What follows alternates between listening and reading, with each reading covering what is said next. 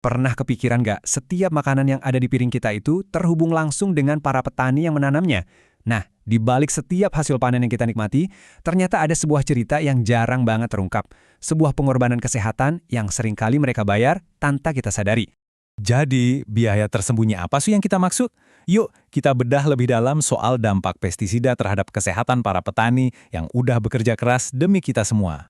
Oke, kita mulai dari dasarnya dulu ya. Seperti yang bisa Anda lihat, pestisida itu intinya adalah zat yang dipakai buat melindungi tanaman dari hama.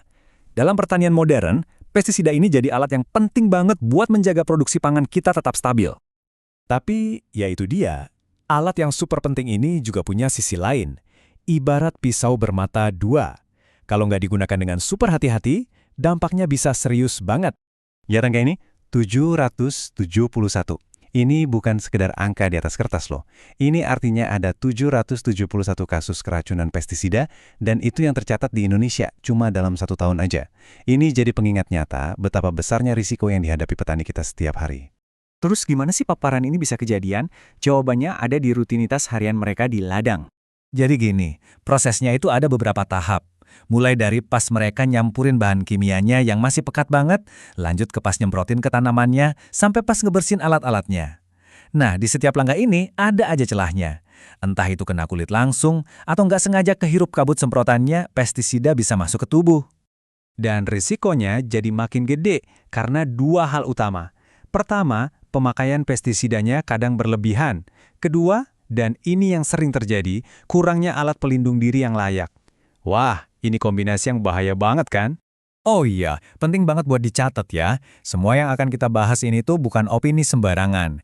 Informasi ini kami rangkum dari 15 studi ilmiah yang berbeda, jadi datanya benar-benar akurat dan terverifikasi. Oke, sekarang kita masuk ke bagian intinya, dampaknya buat tubuh. Dan ini bukan cuma soal iritasi kulit biasa ya, efeknya itu bisa sistemik, artinya bisa menyerang fungsi-fungsi utama di dalam tubuh kita. Dampak pertama yang kita lihat ada di dalam darah kita, yaitu anemia. Coba bayangin deh, hemoglobin itu kayak truk pengantar oksigen di tubuh kita. Nah, pestisida ini bisa merusak truk-truk itu. Akibatnya, pasokan oksigen ke seluruh tubuh jadi kacau. Seberapa serius sih risikonya?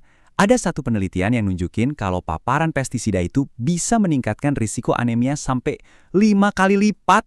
Ini bukan cuma kebetulan, tapi benar-benar hubungan sebab akibat yang kuat. Berikutnya adalah hipertensi.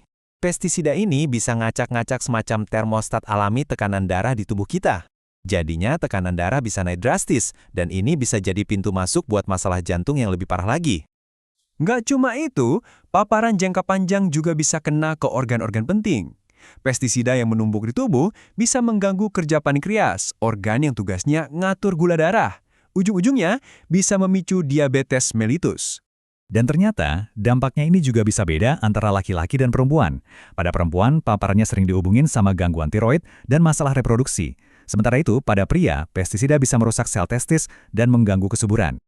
Sekarang, kita pindah ke dampak yang mungkin paling bikin khawatir. Efeknya ke sistem saraf kita. Jadi, beberapa jenis pestisida, terutama yang golongan organofosfat, itu bisa mengganggu kerja enzim yang fungsinya kayak saklar buat sinyal-sinyal saraf di tubuh.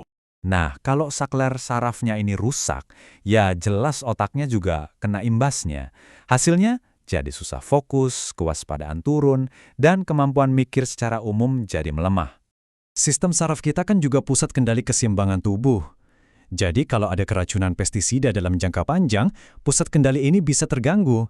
Hal-hal simpel kayak jalan lurus aja bisa jadi tantangan. Bahkan waktu istirahat pun bisa kena dampaknya. Ada penelitian yang nunjukin kalau paparan pestisida yang menumpuk itu ternyata berhubungan kuat sama gangguan tidur. Kenapa? Ya karena fungsi saraf yang ngatur siklus tidur kita jadi ikut terganggu. Kalau semua itu digabungin, kita dapat yang namanya efek neurobehavioral. Coba bayangin aja, susah konsentrasi, gampang lupa, sakit kepala melulu, plus capeknya luar biasa. Buat banyak petani, ini bukan cerita, tapi kenyataan pahit sehari-hari. Terakhir, mari kita rangkum gejala-gejala yang lebih umum, yang seringkali jadi tanda-tanda awal dari paparan pestisida. Gejala-gejala umumnya itu macam-macam ya, mulai dari pusing, mual, tremor, atau gemetaran, sampai susah nafas. Kalau kita lihat semuanya, ini nunjukin betapa beratnya beban kesehatan yang harus dipikul oleh para pahlawan pangan kita. Nah, Semua ini ngebawa kita balik lagi ke pertanyaan di awal, tapi dengan sudut pandang yang baru. Setelah tahu semua risikonya, pertanyaannya sekarang bukan lagi apa biayanya, tapi gimana caranya kita bisa lebih baik lagi dalam melindungi orang-orang yang menanam makanan kita.